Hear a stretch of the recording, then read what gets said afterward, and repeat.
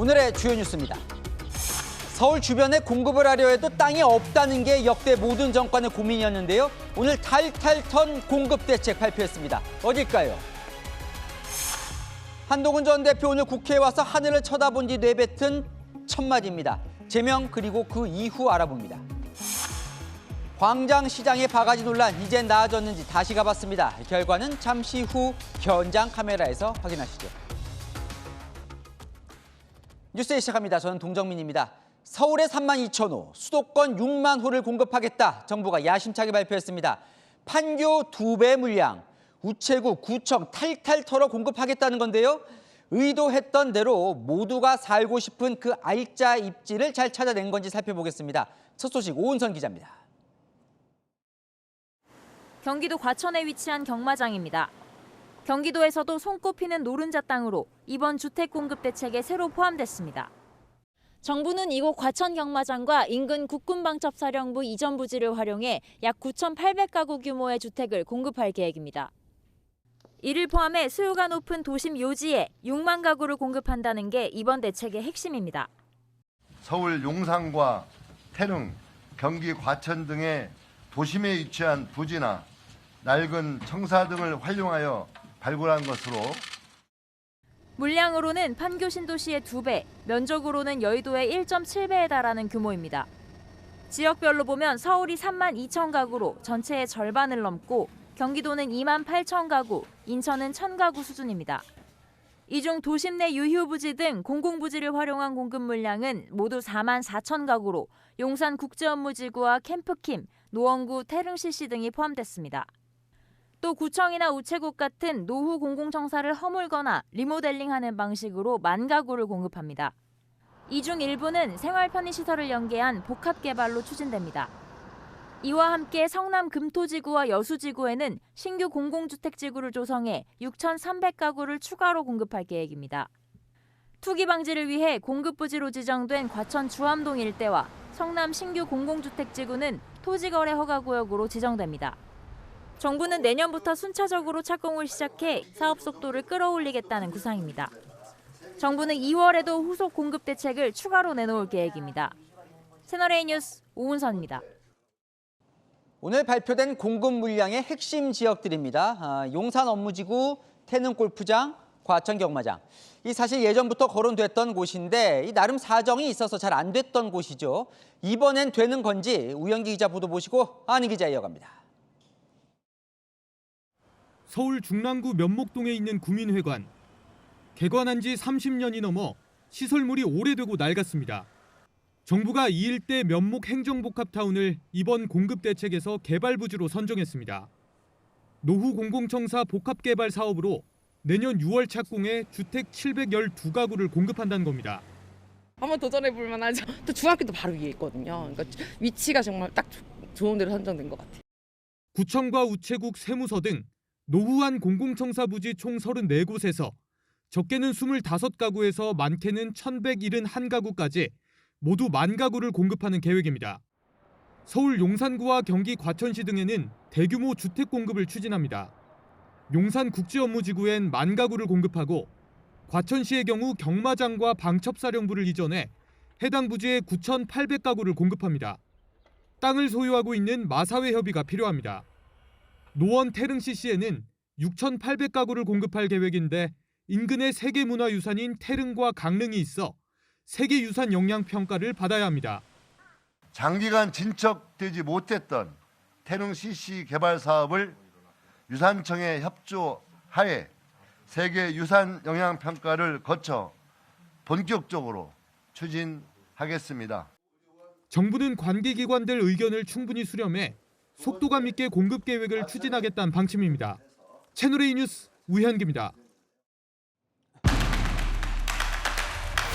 네, 아는 기자 경제산업부 박재혜 기자 나와 있습니다. 자, 이 서울과 주변에 진짜 남아있는 땅이 있겠냐 했는데 어쨌건 6만 세대를 찾아냈습니다. 맞습니다. 이 6만 가구, 판교 신도시 2배에 이르는 물량입니다. 이 서울 한복판 용산 국제업무지구, 캠프킴 부지뿐만이 아니라 낡은 세무서나 우체국, 구청 부지 등이 다 포함됐습니다. 자투리 땅까지 샅샅이 찾아낸다는 정부의 강력한 의지가 반영됐다고 볼 수 있습니다. 네, 진짜 저 지역들이 공급이 될 만한 곳들이에요? 그렇죠. 제가 너무 궁금해서 이번 대책 마련한 국토부 고위급 담당자에게 직접 물어봤습니다. 이번 대책 오로지 똘똘한 땅에 집중했다고 합니다. 젊은 층들에게도 수요가 높은 우수 입지를 찾았다는 겁니다. 공급까지 충분히 가능하다고 했는데요. 한번 지켜봐야겠죠. 언제 된다는 거예요, 그런데 공급이? 일단은 이번 대책을 보면요. 내년 6월부터 순차적으로 착공을 시작하는데 이 상당수는 2029년 이후입니다. 보통 공사 시작하고 끝나기까지 대략 2에서 3년 정도는 걸리니까 2031년은 되어야 물량이 나올 것으로 예상됩니다. 그런데 사실은 지난 정부들 보면 주택 공급하겠다고 여러 번 발표한 곳들이 있는데 그때 발표했던 것들하고 보면 지금 어떻게 되고 있는 거예요? 네, 맞습니다. 2020년 8월 문재인 정부 때도 3만 3천 세대 대규모 공급 대책을 냈습니다. 용산 캠프킴, 태릉 CC 등 오늘 발표 택지는 그때도 발표된 곳이었죠. 하지만 오늘 기준으로 실제 공사까지 시작된 건 마곡 미매각 부지 단 한 곳뿐입니다. 그때는 왜 안 됐고 이번에는 왜 된다는 겁니까? 이전에 안 된 이유는요. 이 지자체와 주민 반대가 주된 이유였습니다. 이 주택만 짓는 게 다가 아니라 그 지역에 정착할 수 있도록 첨단 산업을 들여오거나 일자리 연계를 좀 해야 한다는 겁니다. 여기에 태릉 CC는 세계 유산 평가 문제까지 엮여 있어서 결국 무산 수순을 밟기도 했습니다. 김윤덕 장관은 오늘 국가유산청과 굉장히 원활하게 협의가 되고 있다면서 이번 공급에서는 일자리도 신경 써서 자족 기능을 활성화하겠다고 강조했습니다. 그런데 이 서울시가 저 발표 이후에 공개적으로 반기를 들었어요. 뭐가 문제라는 거예요? 맞습니다. 이 민간 주도 공급에 더 신경을 써야 한다는 겁니다. 서울시에 따르면 서울 주택 공급의 90% 이상은 민간 주도 물량입니다. 정부가 민간은 틀어막고 공공 주도 공급만 강조하고 있으니 이 서울 주택 공급의 맥이 끊긴다는 겁니다. 서울시와 국토부는 민간 정비 사업 규제 완화를 놓고 좀 협의를 이어가고 있는데요. 당장의 이견을 좁히기는 쉽지가 않아서 이번 대책에는 포함되지 않았지만 정부는 논의를 이어가겠다는 입장입니다. 네, 잘 들었습니다. 안희 기자, 박지혜 기자였습니다. 다음 소식입니다. 한동훈 전 대표 결국 제명됐습니다. 더 이상 국민의힘 당원이 아니고 5년간 복당이 안 됩니다. 장동혁 대표가 단식 마치고 처음 주재한 회의에서 의결이 됐는데 최고위원 9명 중 단 1명만 반대, 일사천리로 처리됐습니다. 먼저 백승현 기자입니다. 한동훈 전 대표에 대한 당원 징계안이 윤리위 의결대로 최고위에서 의결되었습니다. 국민의힘이 한동훈 전 대표 제명을 확정했습니다. 장동혁 대표가 단식을 중단하고 당무에 복귀한 지 하루 만입니다. 제 가족 다 동원해서 장동혁 대표 음해하고 송원석 원내대표 음해하고 107명의 국회의원 음해해도 놔두시겠습니까? 계엄에 대해서 사과하고 있는데 만약에 탄핵 찬성한 사람을 쫓아내면 국민들 시야에서는 우리 당이 어떻게 보이겠습니까? 회의 초반 신경전이 치열했지만 비공개로 전환되고 상정 17분 만에 일사천리로 통과됐습니다. 제명 반대 의견을 묻자 최고위원 9명 중 우재준 의원만 손든 뒤 퇴장했고 기권 의사를 묻자 아무도 손들지 않았던 것으로 전해집니다. 찬성 의견을 묻자 장 대표를 포함해 7명이 손들었습니다. 양향자 최고위원은 사실상 기권한 겁니다. 탄핵 찬성에 대한 보복이라고 볼 수밖에 없습니다. 평지 풍파가 이 당의 건설적 발전에 그냥 계속해서 장애물이 되고 있잖아요. 오늘 선택은 어떤 의견도 저는 낼 수 없는 상황이다라고 판단을 했고 장 대표는 의결 과정에서도 제명 후에도 말을 아꼈습니다. 이번 결정에 대해서 어떤 마음으로 임하셨는지 한 말씀 부탁드리겠습니다. 한 전 대표는 지도부가 다시 최고위원 회의를 열어 징계를 취소하지 않는 한 향후 5년간 복당이 어렵습니다. 채널A 뉴스 백승현입니다. 한동훈 전 대표 제명 결정 4시간 후 기자회견을 열었습니다. 단 6문장의 입장문, 요지는 반드시 돌아온다였습니다. 한 전 대표 지지자들이 곁에 있었습니다. 강보인 기자가 취재했습니다. 국회 기자회견장 건물 로비가 인파로 가득 찼습니다. 한동훈 전 국민의힘 대표, 인파 속에 겨우 회견장으로 이동합니다. 친한계 의원들 기자회견 30분 뒤 한 전 대표 회견장으로 들어서고 있습니다. 단상에 올라가 위를 바라보며 한숨을 쉰 한 전 대표. 짧지만 명확한 입장을 내비쳤습니다. 저를 제명할 수는 있어도 국민을 위한 좋은 정치의 열망을 꺾을 수는 없습니다. 기다려 주십시오. 저는 반드시 돌아옵니다. 우리가 이 당과 보수의 주인이라며 보수 경쟁도 예고했습니다. 앞서 최고위가 열린 시각 국회 앞에 모인 한 전 대표 지지자들은 제명 소식에 분노했습니다. 여러분, 결정이 났네요. 우리도 정말 우리의 힘을, 우리의 세를 우리가 보여줘야 됩니다, 여러분. 국민의힘은 위헌정당, 우리가 진짜 보수다. 개인의 사역에 의해서 이렇게 국민의힘을 보수를 망치는 이런 행동에 대해서 우리는 굉장히 분노하고. 한동훈 대표님이 가시는 길만 보고 갑니다. 탈당하지 말아라 하면 탈당하지 않을 것이고. 한 전 대표 제명은 입당 770일 만입니다. 정치 입문하자마자 비대위원장으로 추대됐던 한 전 대표. 총선 패배로 물러난 뒤 화려하게 대표로 복귀했지만 윤석열 전 대통령과 충돌은 계속됐고 비상계엄과 탄핵으로 당 대표직에서 물러났습니다. 이젠 당원 자격도 박탈됐습니다. 한 전 대표는 가처분 신청을 검토 중인 가운데 6월 대구나 부산 재보궐선거에 무소속 출마할 가능성도 제기됩니다. 채널A 뉴스 강보인입니다. 자, 그럼 국민의힘 미래는 어떻게 되는 걸까요? 일단 친한계 16명은 실명을 걸고 장동혁 대표 사퇴하라고 직격했습니다. 반면 제명에 찬성했던 당권파들은 오늘은 일단 침묵했습니다. 남영주 기자입니다. 한동훈 전 대표가 제명되자 친한계 의원들은 의원총회에 불참한 채 기자회견을 열었습니다. 심각한 해당 행위로 우리 의원들은 절대 받아들일 수 없습니다. 장동혁 지도부는 이번 사태에 책임을 지고 즉각 물러나야 합니다. 김성원, 박정아, 서범수 의원 등 16명 의원들이 입장문에 직접 이름을 내걸고 선거는 저도 좋으니 당권만큼은 지키겠다는 것이라며 장 대표를 직격했습니다. 초재선 모임인 대안과 미래도 최악의 일이라며 반발 성명을 냈습니다. 외연 확장의 장벽이 될 것이며 이재명 정권을 공고히 하는데 기여하게 될 것이라 지적했습니다. 의원총회에서 송석준 의원은 당 역사상 가장 수치스러운 날이라 말했고 당내 의원 대화방에서도 목숨 걸고 단식했는데 다시 원점이라며 지도부 성토가 이어졌습니다. 청와대와 여당에게 뺨 맞고 한동훈에게 돌팔매질하는 어리석은 행동에 대해 다시금 유감을 표합니다.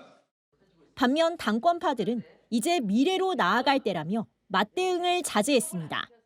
국민의힘 한 의원은 한 전 대표 지지자 집회를 계기로 제명 의견이 주류였다고 설명했고 또 다른 관계자는 이제 해묵은 갈등을 정리하고 당무를 속도감 있게 처리할 필요가 있다고 전했습니다.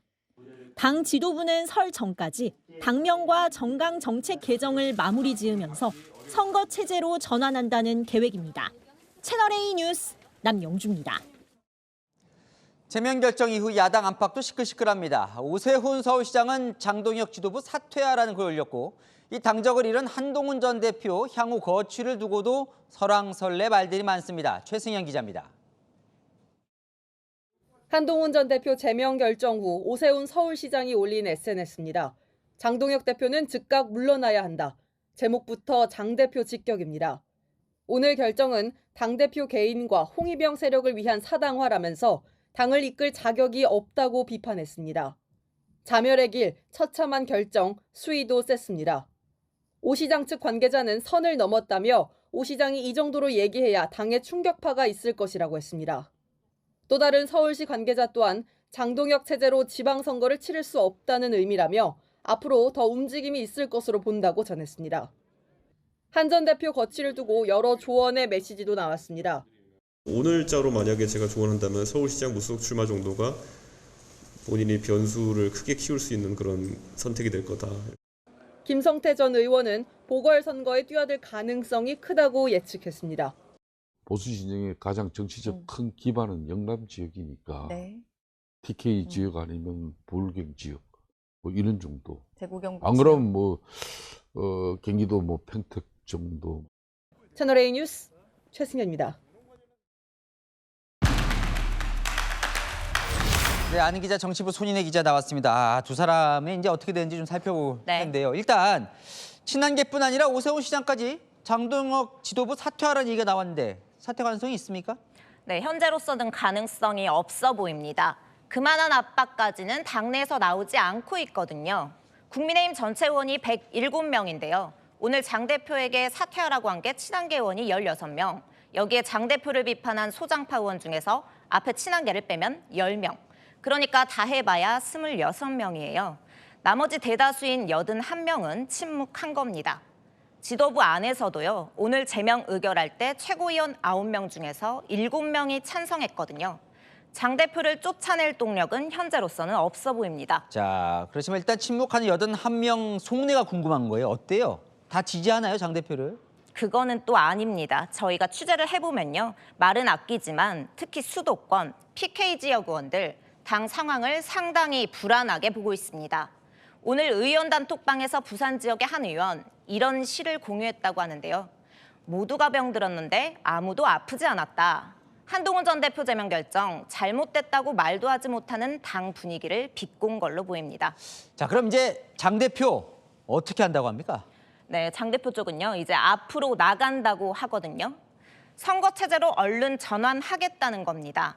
당면 개정으로 계엄과 절연하고 선거 연대에서 보수 통합하고 또 3포 전략이라고 하던데요. 저희가 취재해보니까요. 보수 정당이 그동안 포기했던 호남, 청년, 노동 전략 줄줄이 나올 거라고요. 하지만 당장 효과가 있을까? 일단 될까? 의문을 표하는 의원들이 많습니다. 당명 간판가리로는 의미 없다. 윤호개인 세력과 절연부터 해야 한다는 의견 여전하고요. 선거연대를 도대체 누구와 하냐? 이준석 개혁신당과도 주고받을 게 마땅치 않다. 쉽지 않은 상황입니다. 자, 그럼 한동훈 전 대표 이제 제명이 됐습니다. 어떻게 되는 거예요? 이 제명됐으니까 이제 KO 패한 겁니까? 네, 전망은 엇갈립니다. 일단 제명이 됐으니까 더 이상 국민의힘에서 활동하긴 힘들어졌죠. 한 전 대표 오늘 말처럼 돌아오려면 지금 그 이상의 지지율과 지지세를 유지해야 합니다. 한마디로 잊혀져서는 안 되는 거죠. 그래서 당장 이번 주 토요일 지지자 집회하고요. 다음 달 8일에는 잠실 실내체육관에서 토크 콘서트도 합니다. 한 전 대표 이 6월에 지방선거도 아니면 그 출마자로 비는 재보궐선거 출마 얘기가 나오던데 네. 실제로 하는 거예요? 한 전 대표에게 이제 3가지 선택지가 있는데요. 자숙과 출마 그리고 신당 창당입니다. 지금 보면 숨을 고르며 때를 기다리는 자숙이나 현실적으로 돈과 조직이 드는 신당 창당은 아닌 듯하고 출마로 가는 분위기입니다. 어디에 출마를 합니까? 앞서 보니까 뭐 서울시장 얘기도 나오고 뭐 대구 출마 얘기도 나오던데요. 네, 지역을 논하기 전에요. 한 전 대표가 출마할 땐 2가지 조건이 맞아야 합니다. 일단 나가면 당선이 돼야 합니다. 살아 돌아와서 영향력을 과시해야 한다는 건데요. 제일 최악은요. 한 전 대표가 무소속으로 나가서 보수표 분열로 민주당 후보가 어부지리로 이기는 겁니다. 한동훈 때문에 졌다. 이 프레임이 생겨나는 거거든요. 그러다 보니 민주당이 이길 수 없는 확실한 보수 텃밭, 대구 얘기가 나옵니다. 하지만 대구도 나가서 과연 이길 수 있냐? 그리고 국민의힘 후보와 싸워야 한다는 부담감은 여전히 있습니다. 한 대표 쪽에서는요. 이런 말도 나옵니다. 장동혁 지도부 유통기한 6개월이다. 어차피 지방선거 끝나면 무너진다. 그러면 한동훈 찾을 거라고요. 하지만 진짜 찾을까 장담할 수 없다는 불안감도 있어 보입니다. 결국 이 두 사람 제명으로 이 악연이 끝나는 것 같지는 않아 보이네요. 네, 두 사람이 어떤 선택을 하느냐에 따라서 다시 맞붙을 가능성 있을 것 같고요. 말씀드린 것처럼요. 양쪽 다 쉽지 않은 상황입니다. 뚜렷한 외연 확장 방안이 마땅치 않은 장 대표나 제명된 채 홀로 광야에서 살아남아야 하는 한 전 대표나 힘든 숙제가 남아 있습니다. 잘 들었습니다. 한희 기자, 손인혜 기자였습니다. 네, 현대자동차 노조가 해외 생산 현장에 로봇을 투입하려는 회사 측 움직임에 일방통행 땐 판을 엎겠다고 경고했습니다. 로봇이 일자리를 대체할 수 있다는 우려 때문인데요. 이재명 대통령, 흘러오는 거대한 수레를 피할 수 없다고 말했습니다. 거부가 아니라 적응해야 한다는 취지인데 대신 AI 시대에 맞는 기본 사회 논의를 해보자고 했습니다. 김민곤 기자입니다.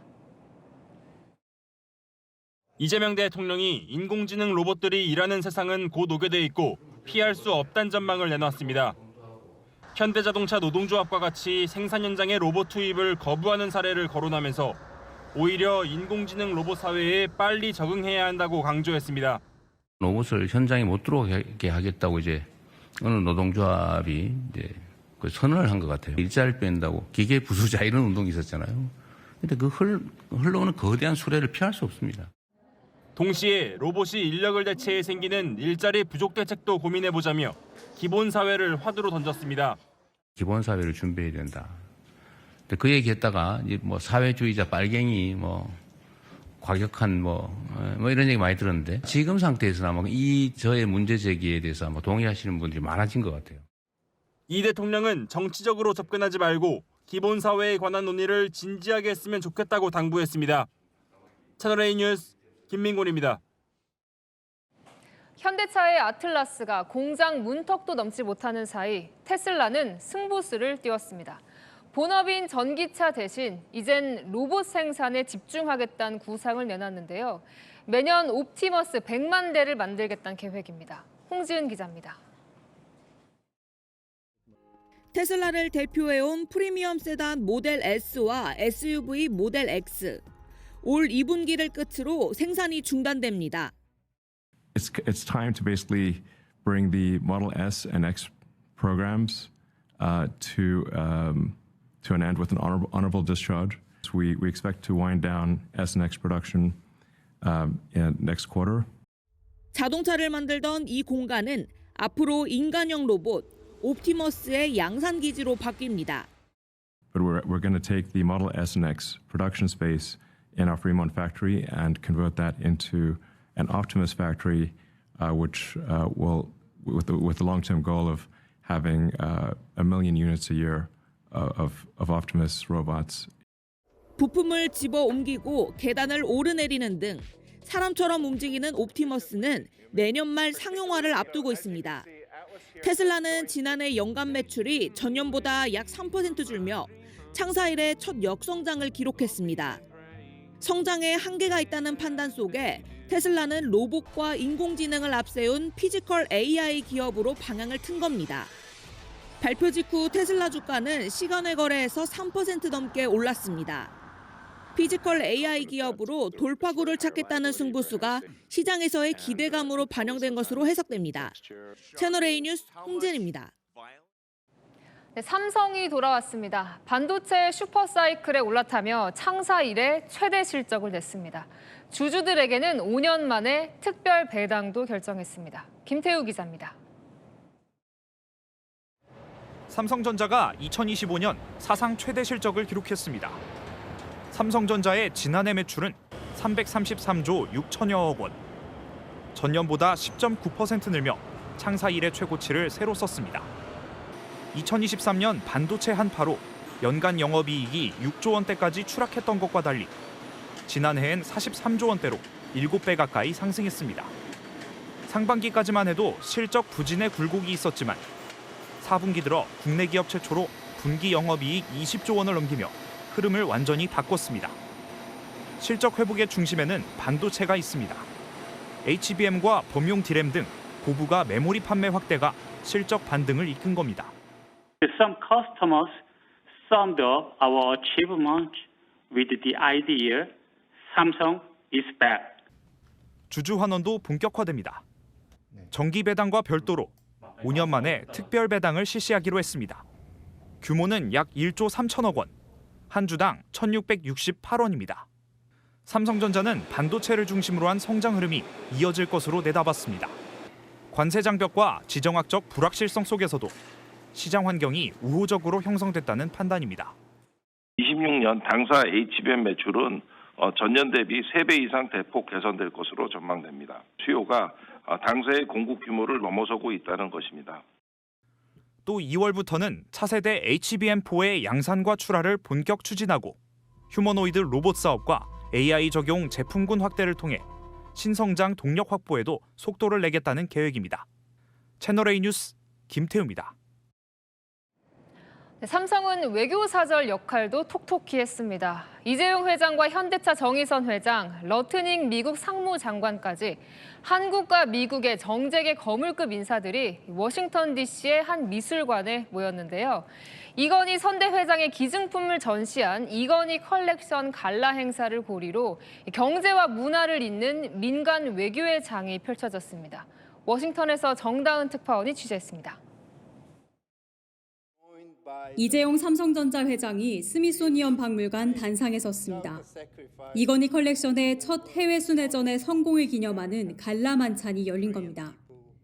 이날 행사엔 홍라이 삼성미술관 리움 명예관장과 이서연 삼성물산 사장 부부, 이부진 호텔신라 사장까지 삼성 오너 일가가 총출동했고 정의선 현대차그룹 회장 등 글로벌 정재계 인사 250여 명이 참석했습니다. 한미 통상 이슈가 불거진 상황에서 러트닝 상무장관 등 트럼프 2기 행정부 핵심 관료들도 자리에 눈길을 끌었습니다. 이 회장의 글로벌 네트워크를 확인한 자리라는 평가가 나옵니다. I believe it's our small contribution to bringing the American and Korean people closer together. 이 회장은 이날 행사에 6.25 참전용사 4명을 초청해 감사를 표하기도 했습니다. 만찬에 이어 성악가 조수미의 아리랑 공연 등도 이어졌습니다.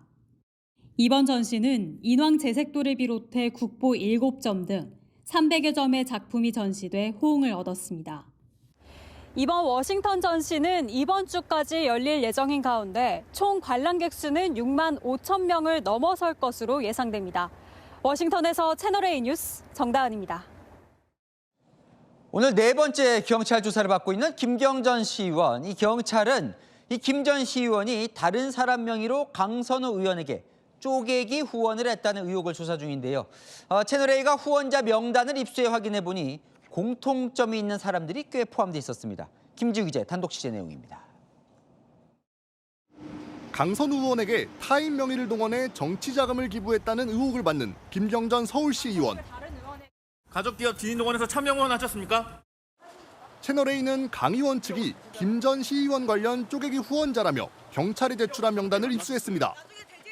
명단에는 김 전 시의원의 동생이 세운 건설사 대표 A씨가 포함돼 있습니다. 2022년 500만 원을 기부한 A씨의 회사는 1년 전 서울주택도시공사와 280억 원대 주택 공급 계약을 맺었습니다. 김 전 시의원 소유 상가에 주소를 둔 회사의 대표 부부도 기부자 명단에 이름을 올렸습니다. 이 회사도 서울시와 교육청 등에서 10억 원대의 수의 계약을 따낸 곳입니다. 두 사람도 각각 500만 원씩을 후원했습니다. 김 전 시의원 관련 쪼개기 후원을 의심받는 사람은 2022년부터 2023년까지 모두 26명에 이릅니다. 앞서 강 의원 측은 2022년 후원자들이 김 시의원 권유로 돈을 냈다는 얘기를 듣고 전부 돌려줬다고 경찰에 진술한 걸로 전해졌습니다. 강 의원 측에서 이 명단 등을 제출받은 경찰은 김 전 시의원을 상대로 기부 권유나 지시 여부를 수사 중입니다. 채널A 뉴스 김지우입니다. 더불어민주당과 조국혁신당이 합당이 될 경우 대표는 황운하 조국혁신당 의원이 조국 대표가 공동대표로 참여해야 한다고 주장했다가 당으로부터 경고 조치를 받았습니다. 이솔 기자입니다. 황운하 조국혁신당 의원이 민주당과 조국혁신당 합당 시 조국 공동대표를 띄웠습니다. 조국혁신당의 독자적인 가치 비전 뭐 이런 것 등이 담기려면 조국 대표가 공동대표로 참여를 해야만이 그것이 유지될 수 있다고 봅니다. 조국혁신당은 즉각 선을 그었습니다. 해당 논의를 전혀 진행한 바 없다며 조국 대표가 강한 경고 조치를 했다고 밝혔습니다. 황 의원이 빨리 합당해야 한다는 의견이 절반은 된다며 내부 논의 내용까지 공개하자 당 지도부는 당황한 기색입니다. 조국혁신당 관계자는 조국 대표 개인 욕심으로 합당 논의를 시작한 것처럼 오해를 살 수 있다며 너무 나간 얘기라고 부인했습니다. 박수현 민주당 수석대변인도 아직 당원들의 의견을 수렴하는 단계에서 그런 논의는 말도 안 된다고 잘라 말했습니다. 채널A 뉴스 이솔입니다. 오늘 여당이 대전과 충남 통합특별시 명칭을 정했습니다. 충남을 앞에 써서 충남 대전 통합특별시, 약칭은 대전특별시. 자, 앞서 광주 전남도 통합명이 확정이 됐고 대구 경북, 부산 경남 울산도 통합 움직임이 활발합니다. 자, 어떻게 되는 건지 신희철 기자가 보도합니다. 더불어민주당이 대전 충남 통합지자체 명칭을 충남 대전 통합특별시로 정했습니다. 약칭은 대전특별시입니다. 대전청사와 충남청사 두 곳을 쓰면서 향후 이 통합특별시의 주소와 관련돼서는 통합시장이 선출되고 나서 시장이 정할 수 있도록. 앞서 민주당은 광주 전남 통합시 이름은 전남광주특별시로 약칭은 광주특별시로 합의했습니다. 민주당은 내일 두 지역 통합특별법을 당론 발의할 예정입니다. 다음 달 국회에서 처리해 6월 지방선거에서 두 곳의 통합시장을 선출하는 게 목표입니다. 광주 전남의 경우 지방선거 전 통합이 사실상 확실하지만 대전 충남의 경우 변수가 있습니다. 국민의힘 소속의 김태흠 지사와 이장우 시장이 지원이 부족하다며 반발하고 있습니다. 어제 경북도의회를 통과한 대구 경북 통합도 논의 중이고 부산과 경남의 경우 올해 주민투표를 거쳐 2028년 통합을 추진 중입니다. 이에 따라 6월 지방선거에서 한두 곳의 통합지자체장이 탄생할 전망입니다. 채널A 뉴스 신희철입니다. 초강력 한파가 열흘 동안 이어지고 있는데요. 내일 출근길 더 춥습니다. 서울 기온 영하 12도까지 떨어지는데요. 퇴근길 현장에 나가 있는 취재기자 연결해서 얼마나 추운지 또 언제쯤 누그러질지 알아보겠습니다. 자, 최다희 기자, 지금 퇴근길 영하 몇 도예요? 네, 이곳 서울 광화문광장은 해가 지고 어둠이 내리면서 기온이 영하 2.4도까지 떨어졌는데요. 바람까지 세게 불면서 잠시만 서 있어도 손과 얼굴이 얼얼할 정도입니다. 내일은 더 춥습니다. 아침 최저 기온이 영하 10도 밑으로 떨어지는 곳이 많아지면서 냉동고 한파는 절정에 달할 전망입니다. 서울 아침 최저 기온은 영하 12도, 대관령은 영하 19도까지 떨어집니다. 한낮에도 기온은 0도를 밑도는 지역이 많겠는데요. 강풍 때문에 체감 온도는 더 떨어질 전망이라 출근길 옷차림 단단히 하셔야겠습니다. 시민들은 연일 계속되는 한파에 피로감을 호소했습니다. 지금 모자도 쓰고 마스크도 끼고 주머니 핫팩까지 있거든요. 그런데도 오들오들 떨 정도로 너무 추워요. 제가 사진 찍는 게 취미인데 요즘 나가기가 너무 무섭더라고요. 너무 추워가지고. 기상청은 이번 한파는 토요일까지 계속되다가 일요일부터는 점차 평년 기온을 회복할 것으로 내다봤습니다. 지금까지 광화문 광장에서 전해드렸습니다. 8,000원짜리 순대를 시켰는데 10,000원을 요구했다는 광장시장 바가지 논란. 당시 한바탕 홍역을 치렀죠. 정부며 지자체며 싹 바꾸겠다고 공언했는데 석 달이 지난 지금 정말 달라졌을까요? 송채은 기자가 현장 카메라에 담았습니다. 이건 돈보다는 신뢰의 문제일 겁니다. 사장님, 꼬마김밥 몇 개 나와요? 6개. 그 꼬마김밥 하나 주세요. 꼬마김밥? 네. 4,000원이에요, 이거는? 요거 3,000원짜리. 3,000원. 4,000원짜리는 달라요? 깻잎. 아, 깻잎이 있어서. 4,000원짜리 김밥은 메뉴판에도 없습니다. 1,000원 더 비싼 깻잎 김밥 안내도. 그러니 둘 중에 뭘 먹을 거냐는 물음도 없었습니다. 모르면 그냥 1,000원 더 비싼 거 먹는 겁니다. 20분 전 이 집에 다녀간 우리 PD처럼 말입니다. 잔치국수랑 꼬마김밥이랑 잔치국수 하나, 꼬마김밥 하나, 진짜 맛있어. 김밥 찍어잡수. 이 깻잎의 대가로 1,000원 더 낸 사실도 PD는 나중에 알았답니다. 석 달 전 광장시장 바가지 논란이 그랬습니다. 왜 이건 10,000원이에요? 여기 8,000원 써 있는데. 아이고.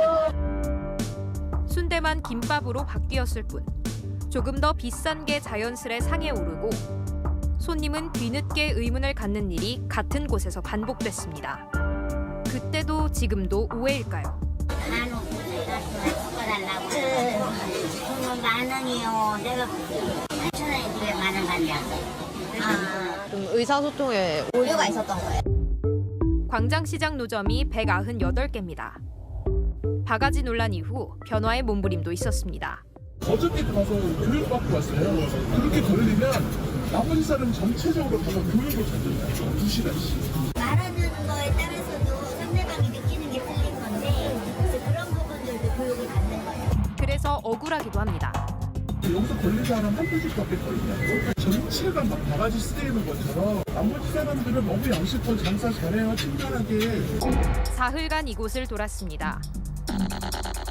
일부 점포의 이런 모습도 변화가 필요할 겁니다. 카드 돼요?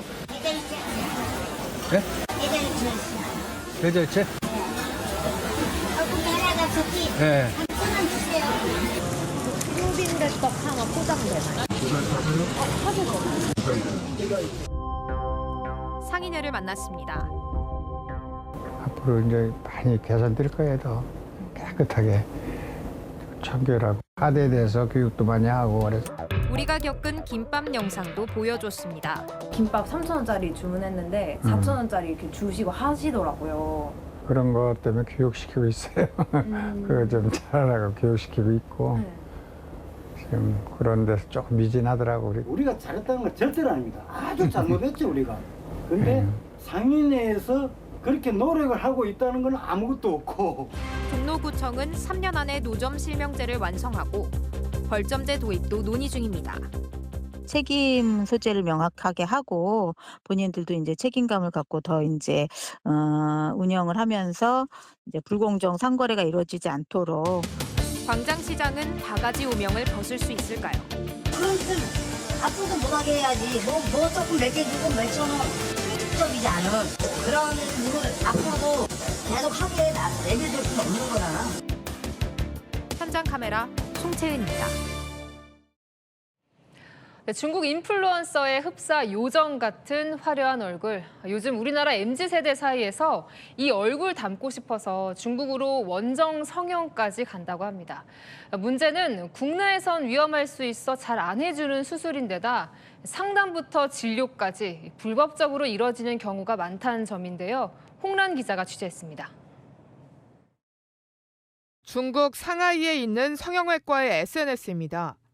수술 받으러 중국에 오면 고급차로 마중을 나가고 VIP 병동에 입원할 수 있다고 한국어로 안내합니다.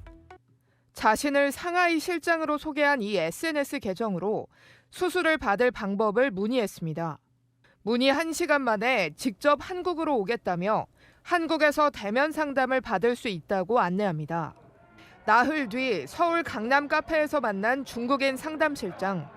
한국어로 중국인 유명 인플루언서 스타일로 성형수술 받은 사람들 사진을 보여줍니다.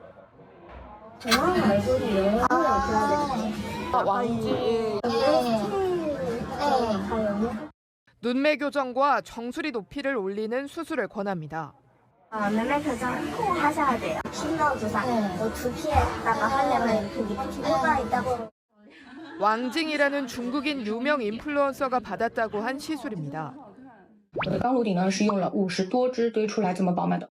왕징 얼굴을 따라하는 성형수술이 한국에서도 인기가 높아지자 중국 성형외과 상담 직원이 환자 모집과 상담까지 하는 겁니다.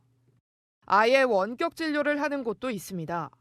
성형외과 의사라는 중국인은 메신저 대화로 취재진에게 코 사진을 보내주면 수술 계획을 짜주겠다고 말합니다. 의료기관이 아닌 곳에서 하는 성형 상담이나 진료는 모두 불법입니다.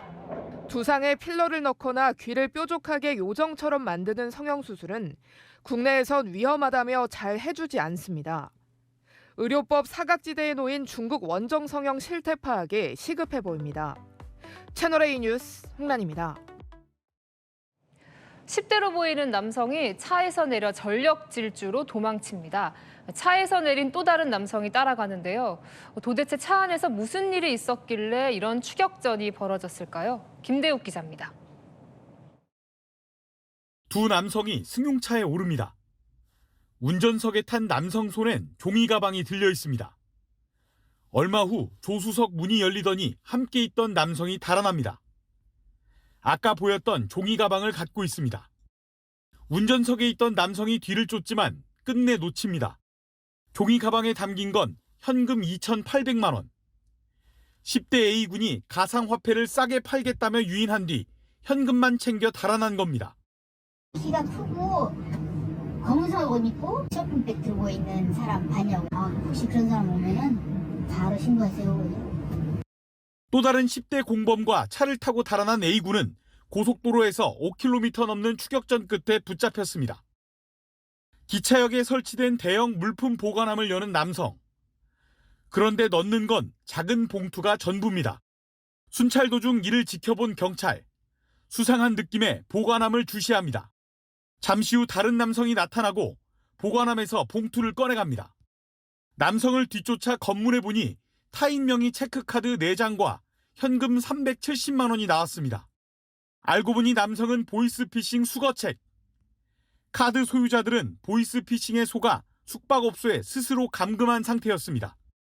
캐리어 무거운 짐을 보관을 하는데 물품 보관함에서 흰색 봉투 한 장만 보관하는 것을 보고 수상하다고. 수거책은 피해자들이 넣어둔 체크카드와 현금을 수거하는 수법으로 4천만 원 넘게 챙긴 것으로 드러났습니다. 채널A 뉴스 김대욱입니다. 네, 추위 속 곳곳에서 화재 사고가 잇따르고 있습니다. 서울에선 반지하 주택에서 불이 나 30대 여성이 숨졌습니다. 정윤아 기자입니다. 빌라 출입구와 창문에서 연기가 뿜어져 나옵니다. 소방관들이 반지하 집 창문을 깨고 불길을 잡으려 합니다. 집 안은 시커멓게 탔고 바닥은 불을 끌 때 뿌린 물로 흥건합니다. 서울 은평구 다세대 주택 반지하에 불이 난 건 오늘 오전 7시 31분쯤. 이 집에 사는 자매 중 언니인 30대 여성이 숨졌습니다.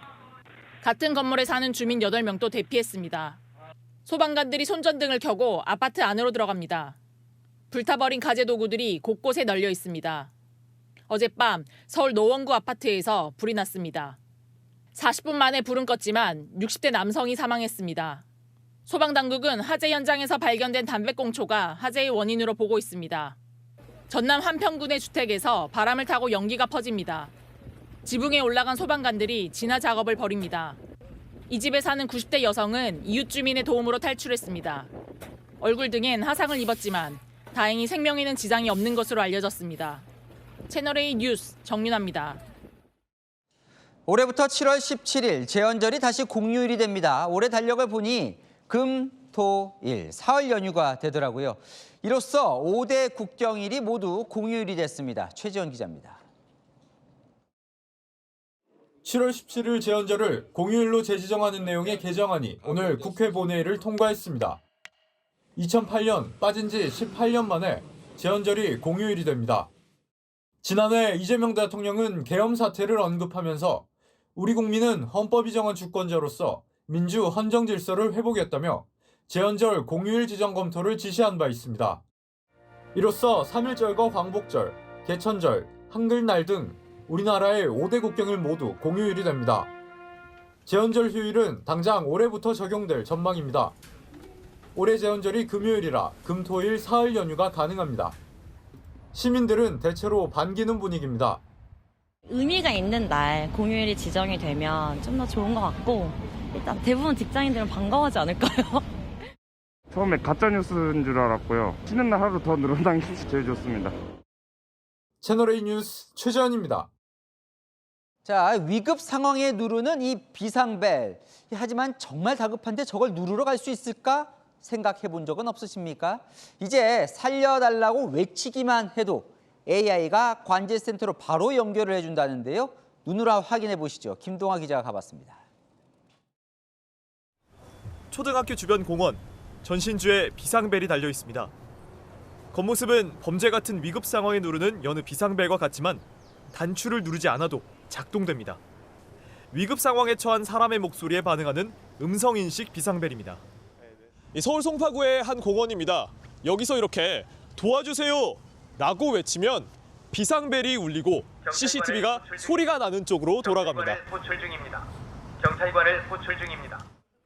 구청 CCTV 관제센터에서도 곧바로 해당 CCTV 영상이 중앙 화면에 뜹니다.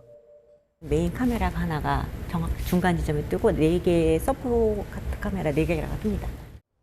AI가 사람 살려 도와주세요 같은 구조 요청 음성을 자동 인식해 작동하는 방식입니다.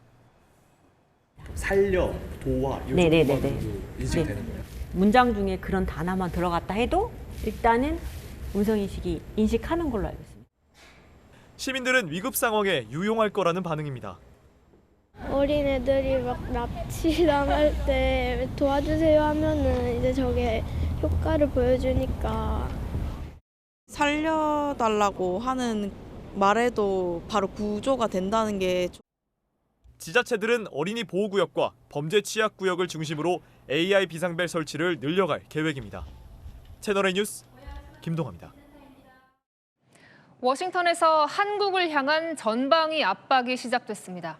국회 승인 없으면 무역 합의는 없다. 백악관, 무역대표부, 재무부까지 나서서 압박 수위를 끌어올리고 있습니다. 우리 정부는 합의 파기는 아니라며 미국과 협의를 위해 총력 대응에 나섰습니다. 장하연 기자입니다. 스콧 베선트 재무장관은 현지 언론 인터뷰에서 트럼프 대통령이 관세 원복 카드를 꺼낸 건 무역협정에 서명하라는 뜻이라고 못 박았습니다. 한국 국회가 승인하지 않으면 무역협정이 아니라며 합의 성사 기준을 발의가 아닌 국회 승인이라고 말했습니다. 앞서 백악관과 제이미슨 그리어 미 무역대표부 대표 역시 트럼프 대통령의 입장을 유지하며 대미 법안 통과가 지연되는 것을 지적한 바 있습니다. 하지만 우리 정부는 당장 관세 인상을 우려하진 않는다는 메시지를 내놨습니다. 조현 외교부 장관은 오늘 트럼프 대통령의 발표를 합의 파기로 보긴 어렵다며 협의 이행 과정이라고 설명했습니다. 그러면서 트럼프의 SNS 발표에 적응해 나가야 한다고 덧붙였습니다. 이런데 너무 화들짝 놀래가지고 우리 스스로 우리의 입장을 약화시킬 필요는 없다고 생각합니다. 우리 시각 오늘 미국 워싱턴에 도착한 김정관 산업부 장관은 하워드 러트닉 상무장관을 만날 계획입니다. 국내 입법 진행 상황에 대해서 오해가 없도록 잘 설명하고 한국 정부가 미국과의 협력 투자 관련해서는 어떤 확고의 변한다든지 그런 건 없기 때문에. 김 장관에 이어 여한구 통상교섭 본부장도 오늘 출국해 미국 측과 협의에 나섭니다. 채널A 뉴스 장하연입니다. 연일 이란을 압박하고 있는 트럼프 미국 대통령, 이번엔 최후 통첩 수준의 경고를 했습니다. 또 다른 함대가 가고 있다며 더는 시간이 없다고 압박했는데요. CNN 방송은 트럼프가 이란에 대규모 공습을 고려하고 있다고 보도했습니다. 이서영 기자입니다. 트럼프 대통령이 이란에 대한 압박 수위를 연일 높이고 있습니다. 핵 추진 항공모함인 에이브러햄 링컨호가 걸프 해역으로 진입한 데 이어 또 다른 함대가 이란에 가고 있다고 경고한 겁니다. By the way, there's another beautiful armada floating beautifully toward Iran right now. So we'll see. I hope they make a deal. 자신의 소셜미디어에 이 함대는 베네수엘라에 보냈던 것보다 훨씬 더 큰 규모라며 이란 지도부는 신속하게 핵무기 금지 합의를 하라, 시간이 다 돼간다고 최후 통첩을 날렸습니다. 미 CNN 방송은 트럼프의 군사 옵션에는 이란 지도부와 시위대 사망에 책임이 있는 군경에 대한 공습, 이란 핵시설 타격 등이 있다고 보도했습니다. 이란 정부는 강경 대응하면서도 대화의 가능성은 열어뒀습니다. 아바스 아라그치 이란 외무장관은 더 강력하고 신속하게 대응할 수 있다면서도 이란은 언제나 공정하고 평등한 핵 협상을 환영한다고 말했습니다. 군사적 긴장감이 최고조에 달한 가운데 이란 리알화는 달러당 160만 리알을 넘어서며 역대 최고치를 경신했습니다. 채널A 뉴스 이서영입니다. 중국군 2인자의 숙청 소식이 알려진 직후 대만이 바짝 긴장하고 있습니다. 중국 군부의 혼란이 대만의 비상 상황으로 이어질까 군사훈련을 벌였는데요. 이런 가운데서도 중국 정부는 무력 사용 포기 약속은 할 수 없다는 강경 발언을 내놨습니다. 베이징에서 이윤상 특파원입니다. 대만 공군 주력기 F-16이 활주로에서 이륙합니다. 지상 병력들은 대공포 발사 준비를 하고 전차도 전투 준비에 돌입합니다. 미국에서 도입한 다연장 로켓포 하이마스도 모습을 드러냈습니다. 중국군의 2인자 장유샤 부주석의 숙청 소식이 전해진 직후인 그제부터 사흘간 대만은 군사훈련을 벌였습니다. 我们目前所面对的敌情威胁，它跟过去10年的差距，大家很明显的可以看得出来。 연례 훈련이었지만 중국 군부의 비상 상황을 염두에 둔 조치였습니다. 중국은 군부 혼란으로 대만에 대한 무력 옵션이 당분간 어려울 것이라는 일각의 주장을 의식한 듯 강경 발언을 내놨습니다. 尽最大努力争取和平统一的前景，但绝不承诺放弃使用武力。 중국 관영 매체는 대만 유사시 동맹인 미국인을 구해야 한다며 무력 개입을 재차 언급한 다카이치 사나의 일본 총리에 대한 비난도 쏟아냈습니다. 미국을 내세워 동맹의 의무를 이행한다는 명목으로 대만 해협 무력 개입의 정당성을 조성하는 시도라는 겁니다. 그러면서 미국과 일본을 하나로 묶은 피해망상 발언이라고 비난했습니다. 베이징에서 채널A 뉴스 이윤상입니다. 종전 협상이 무색하게 러시아의 우크라이나 폭격이 멈추지 않고 있습니다. 수도 키이우를 포함해 열차까지 타깃으로 공습을 퍼부어 우크라이나 곳곳에서 민간인 사상자가 잇따랐습니다. 젤렌스키 대통령, 이건 전쟁 테러라고 규탄했습니다. 이현용 기자가 보도합니다. 선로 위 열차가 화염에 휩싸였습니다. 폭격에 맞은 열차는 여기저기 찌그러졌습니다. 우크라이나 제2의 도시 하르키우에서 러시아 드론이 이틀 연속 여객 열차를 공격했습니다. 4명이 숨졌고 수백 명이 대피했습니다. 볼로디미르 젤렌스키 우크라이나 대통령은 민간 열차 공격은 테러 행위라고 비난했습니다. 수도 키이우와 가까운 곳에서도 주택가 공습이 이어져 한 부부가 숨졌고 4살 딸이 극적으로 구조됐습니다. Слава Богу, що в них є маленька донька, і вона спала на першому поверсі, її змогли відразу достати. 젤렌스키 대통령은 종전 협상을 이어가는 와중에도 공격이 이어진다며 외교 노력에 회의를 표출했습니다. Коли російські удари продовжуються, коли штурми тривають, людям складно відчувати, що дипломатія конструктивна. 이런 가운데 러시아군이 명령에 따르지 않은 병사들을 거꾸로 매달고 고문하는 것으로 보이는 영상이 공개돼 충격을 주고 있습니다. 러시아는 우크라이나 공격에는 논평을 내놓지 않은 채 젤렌스키 대통령을 러시아 크렘린궁으로 초대하겠다며 긍정적인 결과를 도출하자고 제안했습니다. 채널A 뉴스 이현용입니다. 공개 행보를 자제해 은둔의 영부인으로 불리는 멜라니아 여사가 뉴욕 증권거래소에 모습을 드러냈습니다. 자신을 주인공으로 한 다큐멘터리 영화 개봉을 앞두고 직접 홍보에 나선 건데요. 뉴욕 조아라 특파원이 보도합니다. 뉴욕 증권거래소에 등장한 트럼프 대통령의 부인 멜라니아 여사. 다큐 영화 멜라니아의 제목이 크게 적힌 대형 스크린 앞에서 개장종을 울렸습니다.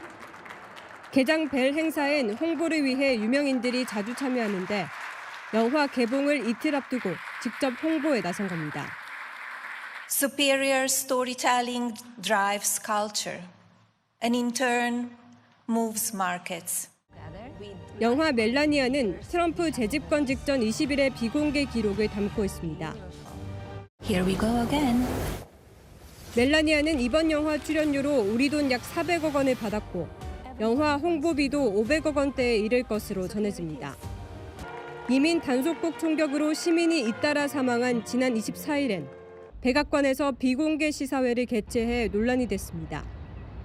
영화 개봉을 앞두고 이 유동인구가 많은 타임스퀘어역 안까지 디지털 광고판이 동원됐습니다. 남편 트럼프 역시 SNS에 영화 홍보를 했고 공식 시사회에도 모습을 드러낼 계획입니다. 뉴욕타임스는 배급사인 아마존의 대규모 지출을 두고 트럼프의 환심을 사려는 것 아니냐는 의문이 제기되고 있다고 지적했습니다. 하지만 대대적 홍보에도 현재 예매율은 저조해 흥행 실패 가능성도 점쳐지고 있습니다. 뉴욕에서 채널A 뉴스 조아라입니다. 네, 캐나다의 한 치 앞도 보이지 않을 정도의 강력한 눈폭풍이 덮쳤습니다. 차량 50여 대가 뒤엉키며 불까지 붙었습니다. 김재혁 기자입니다.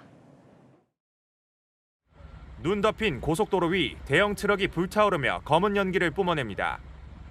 차량들은 도로 여기저기 뒤엉켰고 차로 밖엔 눈에 파묻힌 차들이 멈춰서 있습니다. 현지 시각 27일 캐나다 온타리오주 벨빌 인근 401번 고속도로에서 폭설과 도로 결빙으로 차량 50여 대가 연쇄 추돌했습니다. 눈폭풍으로 앞이 보이지 않아 벌어진 사고입니다. 다행히 불이 붙기 전 시민들이 운전자를 구조하면서 사망자는 없었습니다.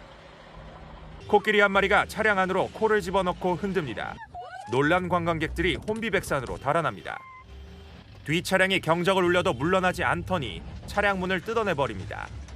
현지 시각 26일 스리랑카의 한 국립공원에서 사파리 체험을 하던 러시아 관광객 가족 차량이 코끼리에 습격을 당했습니다. 가족 중엔 11살 어린이도 포함돼 있었습니다. 중국의 한 남성이 길고양이에게 간식을 주려 발걸음을 옮깁니다. 그 순간 남성이 서 있던 자리로 커다란 화분이 떨어집니다. 불과 2초 만에 벌어진 일로 남성은 고양이가 내 생명의 은인이라고 말했습니다. 눈폭풍으로 북미 전역이 몸살을 앓고 있지만 동물들은 신이 났습니다. 자이언트 판다는 눈 쌓인 언덕을 거침없이 구르며 온몸으로 눈을 즐깁니다. 미국 워싱턴의 스미스소니언 동물원에 있는 칭바오와 바오리입니다. 세인트루이스 동물원의 북극곰 칼루도 미끄럼을 타고 다이빙을 하며 눈 속 세상을 즐겼습니다. 채널A 뉴스 김재혁입니다. 길어진 한파에 많이 지치시죠? 그래도 이번 한파 끝이 보입니다. 내일까지는 종일 영하에 머물며 춥겠지만 모레 낮부터 영상권 회복합니다. 한파특보는 중부와 경북 중심으로 유지되고 있습니다. 내일 기온 서울 영하 12도에서 영하 2도, 춘천 영하 15도에서 영하 1도로 중부지방 추위 여전하겠고요. 체감온도도 비슷하겠습니다. 서울 전역을 포함한 수도권과 동쪽엔 건조특보가 발효 중인데요. 일부 지역은 건조경보로 상향됐습니다. 영동과 영남 등 동해안을 따라 산불경보 4단계 중 3번째인 경계가 발령 중인데요. 주말까지는 더 조심해야겠습니다. 날씨였습니다. 뉴스에 마칩니다. 시청해주셔서 감사합니다.